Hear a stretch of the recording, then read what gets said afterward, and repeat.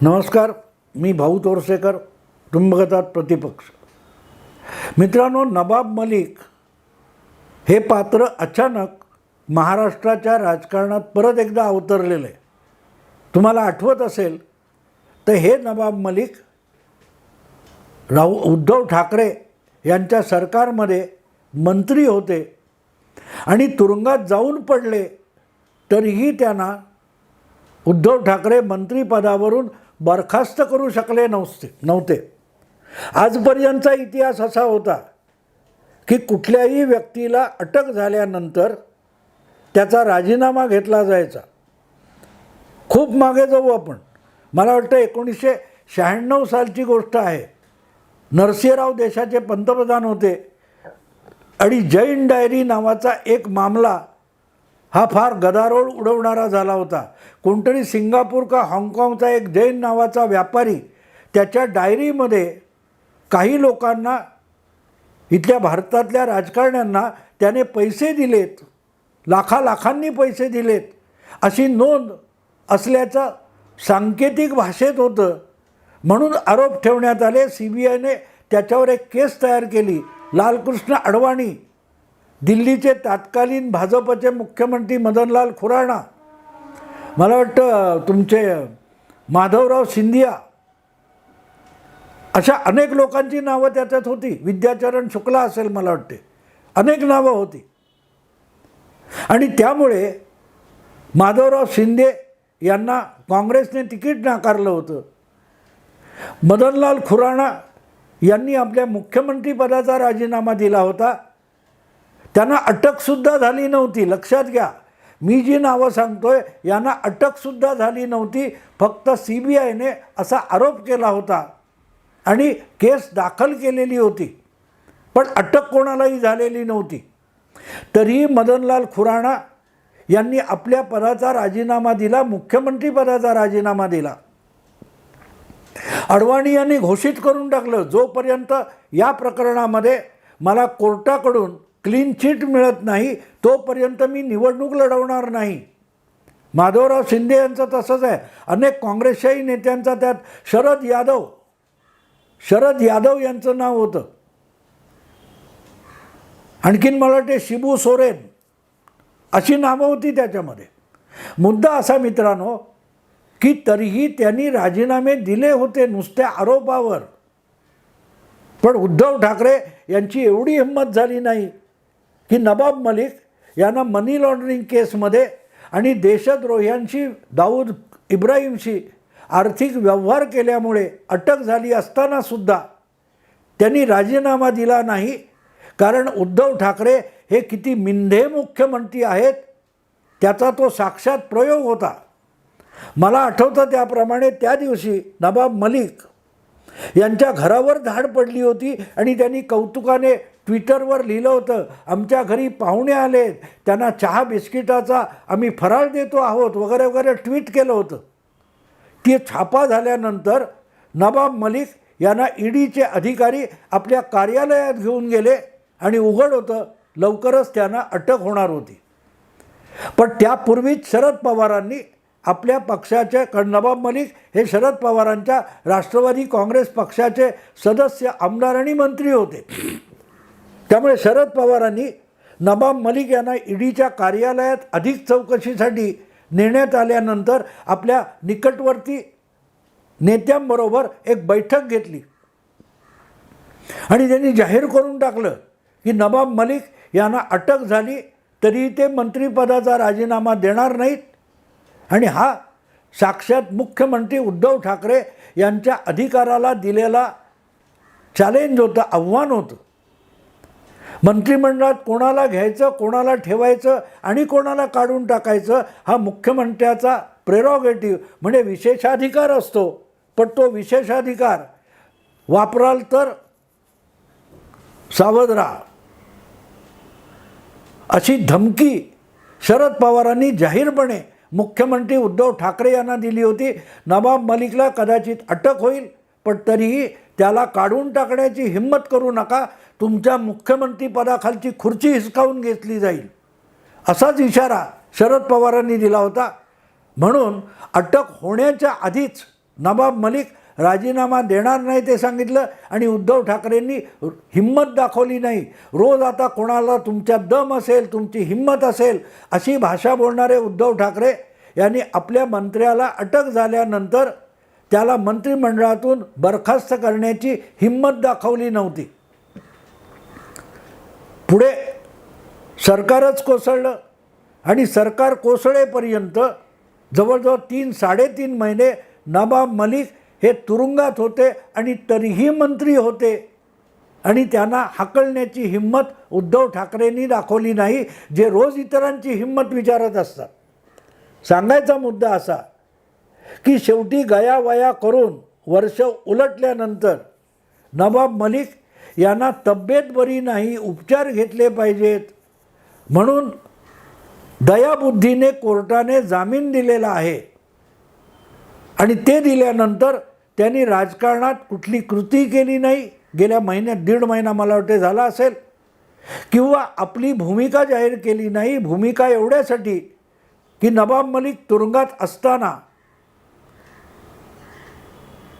राष्ट्रवादी काँग्रेस पक्षामध्ये फूट पडली आणि अजितदादा हे 40 आमदारांना घेऊन सत्ताधारी महायुतीमध्ये सहभागी झाले. त्यानंतर नवाब मलिक यांना जामीन मिळाला. त्यांच्या भावाने पत्रकारांसमोर येऊन सांगितलं की यापुढचं राजकारण आम्ही करणार नाही, आम्हाला राजकारणात रस नाही, आम्हाला आमचं कुटुंब सुखरूप ठेवायचं आहे. आणि म्हणून जामीन मिळाल्यानंतर 1.5-2 महिने होत आले, पण नवाब मलिक आपल्या घरात होते, सार्वजनिक ठिकाणी जात नव्हते, अगदी कॅमेरे वगैरे समोर आले तरी बोलत नव्हते. ते नवाब मलिक काल परवा अचानक नागपूरच्या हिवाळी अधिवेशनामध्ये येऊन पोहोचले आणि विधान भवनाच्या क्षेत्रामध्ये ते येत असताना कॅमेरे आणि पत्रकार त्यांच्याकडे धावले, तरी त्यांच्याशी एक चकार शब्दसुद्धा बोलण्याचा धोका नवाब मलिक यांनी पत्करला नाही. जो माणूस संजय राऊत यांच्याशी स्पर्धा करत रोजच्या रोज सकाळी पत्रकार परिषदा घेऊन देवेंद्र फडणवीस, भाजप, अर्णब गोस्वामी यांच्यावर तोफा डागत होता, त्याची बोलती किती बंद झाली आहे त्याचा हा नमुना आहे की समोर कॅमेरे आले, धावत आले, तरी बोलायची हिम्मत नवाब मलिक गमावून बसलेत. पण ते नवाब मलिक विधानसभेमध्ये पोहोचले आणि ते सत्ताधारी म्हणजे भाजप, राष्ट्रवादी आणि शिवसेना म्हणजे शिंदे आणि अजितदादा यांच्या गटासह जे सत्ताधारी गोट आहे त्याच्या बाकावर जाऊन बसले. त्यावरून कल्लोळ माजला. विधान परिषदेत विषय विधानसभेचा होता, पण विधान परिषदेत उभाठा गटाचे धडाडीचे नेते अंबादास दानवे जे विरोधी नेता आहेत त्यांनी फडणवीसांना आव्हान दिलं की ज्याच्यावर देशद्रोहाचा आरोप केलात आता त्याच्या मांडीला मांडी लावून कसे बसता. हे अपेक्षितच होतं. पण ही मंडळी एक गोष्ट विसरतात की देवेंद्र फडणवीस म्हणजे उद्धव ठाकरे तर बिलकुल नाहीत, पण देवेंद्र फडणवीस हे शरद पवारसुद्धा नाहीत. आपल्याला अडचणीत येईल अशी कुठचीही ते कृती, अडचणीत आणील अशी कुठलीही कृती किंवा निर्णय देवेंद्र फडणवीस घेत नाहीत. त्यामुळे त्यांना अडचणीत आणण्याचे तुम्ही कितीही डावपेच खेळा, देवेंद्र फडणवीस त्यातून सुखरूप बाहेर येतात.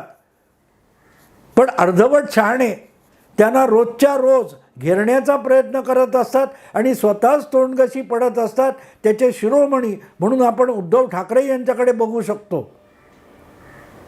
पण शरद पवार जे बोलून चुका करतात त्यानंतर निदान तोंड तरी लपवतात. उद्धव ठाकरेंना तोंड लपवता येत नाही, आपण पडलेलोच नाही असं ते चिखलात पळून लोळत असताना सुद्धा म्हणतात, छे छे चिखल कुठे आहे.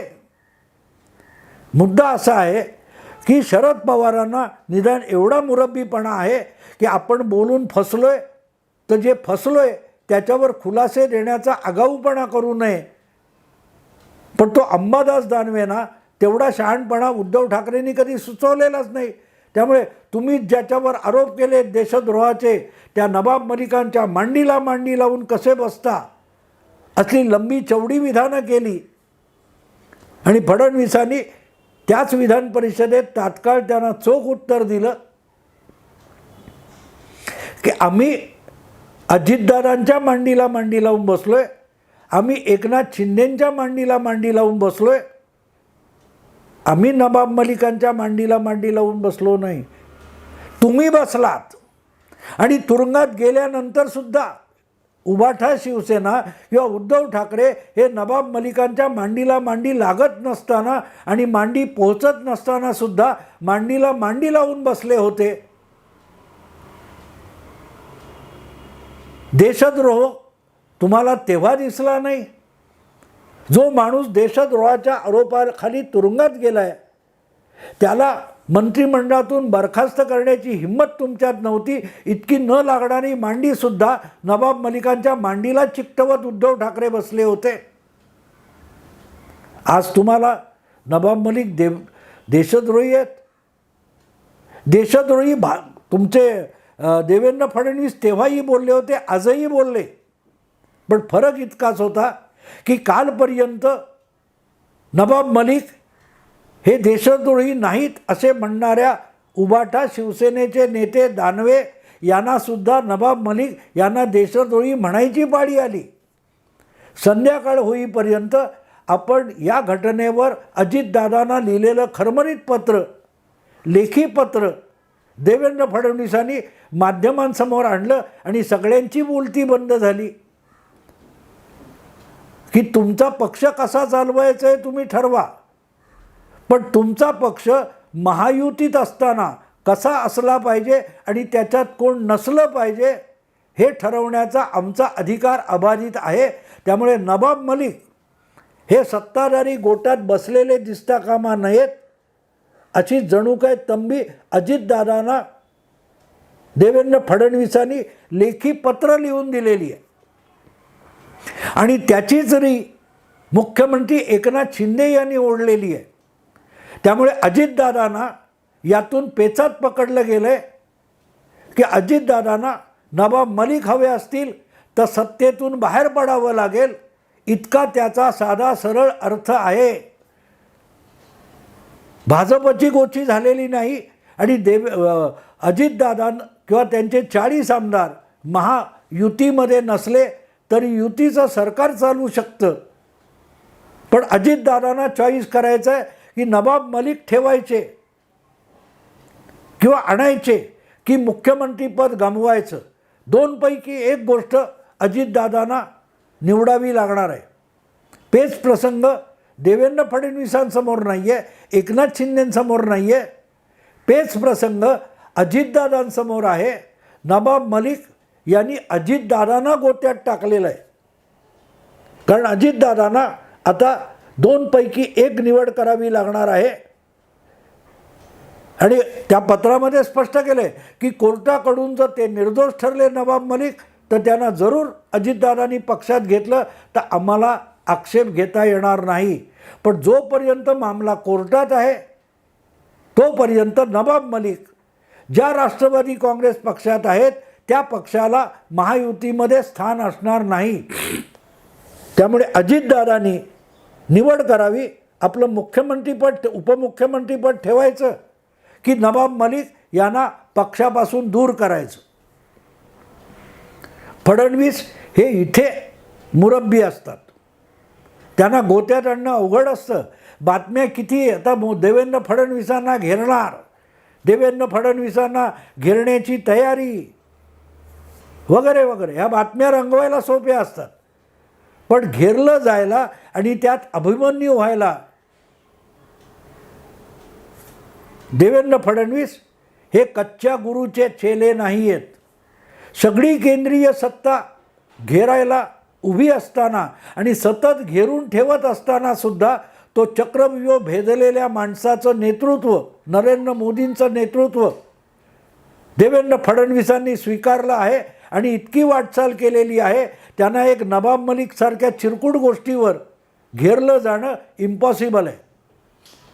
या सगळ्या प्रकरणातून पहिल्यांदा एक गोष्ट मान्य करावी लागेल, उबाठा शिवसेनेकडून जो विषय उचलला गेला त्यातून पहिल्यांदा अजितदादा यांना घेरलं गेलेलं आहे. अडचणीत अजितदादा आलेले आहेत. त्यांना उघडपणे भूमिका घ्यावी लागेल की नाही, नवाब मलिक आमच्यात आहेत आणि आमच्यात नवाब मलिक असल्यामुळे जर सत्ता सोडायची असेल तर त्या सत्तेवर मी लाथ मारतो, हे अजितदादांना म्हणावं लागेल. नाही तर मग नवाब मलिक यांना पक्षातून आले तरी हाकून लावण्याची हिंमत जी उद्धव ठाकरेंमध्ये नव्हती ती अजितदादांना दाखवावी लागेल. उद्धव ठाकरे रोज हिमतीच्या भाषा बोलतात, पण जेव्हा वेळ येते तेव्हा ते शेपूट घालून पळ काढतात, आपल्यात हिंमत नाही हे प्रत्यक्षात दाखवतात. पण अजितदादामध्ये हिंमत आहे. ज्याच्यावर आरोप आहे, देशद्रोहाचा आरोप आहे, त्याला सोबत घेणार नाही याची तरी हिंमत अजितदादांनी करावी. नाहीतर नवाब मलिक हा माझा लाडका आहे त्यासाठी मी उपमुख्यमंत्री पदावर लाथ मारण्याची हिंमत करतो, हे अजितदादांना दाखवावं लागणार आहे. हां, उबाठाने अजितदादांना अडचणीत आणलं, पहिल्यांदा अडचणीत आणलं, हे मान्य करावंच लागेल.